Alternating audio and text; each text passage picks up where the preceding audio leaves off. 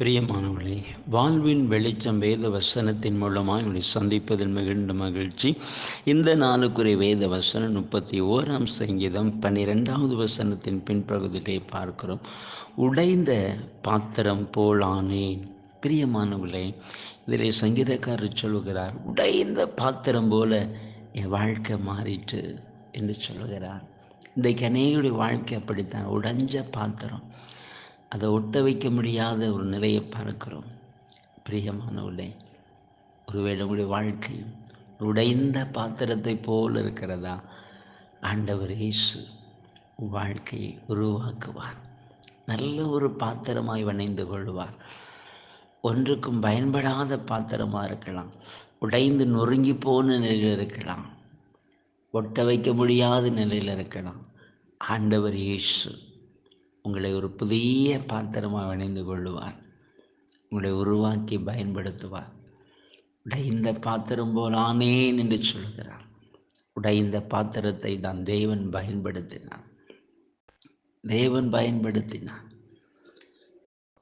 அவரை பயன்படுத்தினார். அதே போல உடைந்த பாத்திரம் போல் இருக்கிற உங்களை, உங்கள் வாழ்க்கையை ஆண்டவர் கட்டி எழுப்புவார். உங்களை உருவாக்குவார். உங்களை வணைந்து கொள்ளுவார்.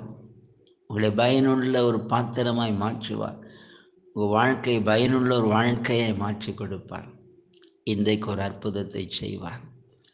அவருடைய சமூகத்தையே நோக்கி பார்க்கும் பொழுது நிச்சயமாய் உடைந்த பாத்திரம் போல் இருக்கிற உங்களுடைய வாழ்க்கையை கர்த்தர் உருவாக்கி பயன்படுத்துவார். நாம் ஜெபிப்போம். நன்றி தகப்பனே, இன்றைக்கு அந்த வார்த்தை கேட்கிற ஒவ்வொரு பிள்ளைகளுக்காய் நான் ஜெபிக்கிறேன் ஐயா. உடைந்த பாத்திரம் போல் இருக்கிற ஒவ்வொருவரையும் கண்ணோக்கி பாரும்.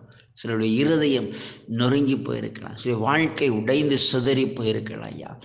ஆமென். ஆண்டவர் கிருபையாய் இறங்கி கண்ணோக்கி பார்த்து உடைய பிள்ளைகளுக்கு ஒரு அற்புதத்தை செய்யணும். உடைந்து போய் இருக்கிற ஒவ்வொருடைய வாழ்வை கர்த்தர் உருவாக்குங்கப்பா.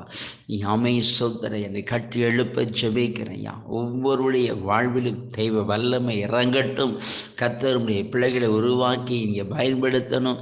ஆமென். பயனற்ற நிலையில் இருக்கிற பாத்திரங்களை எல்லாம் கர்த்தர் பயன்படுத்துகிற தேவன் அப்படியே பிள்ளைகளை பயன்படுத்தி ஆசீர்வதிக்க நான் ஜெபிக்கிறேன். வல்லமை இறங்கட்டும். இன்றைக்கு ஒரு அற்புதத்தை செய்து கர்த்தருடைய பிள்ளைகளை ஆசீர்வதித்து மகிழப்பன் சில அன்பு காரணங்களுமை துடிக்கிறோம்.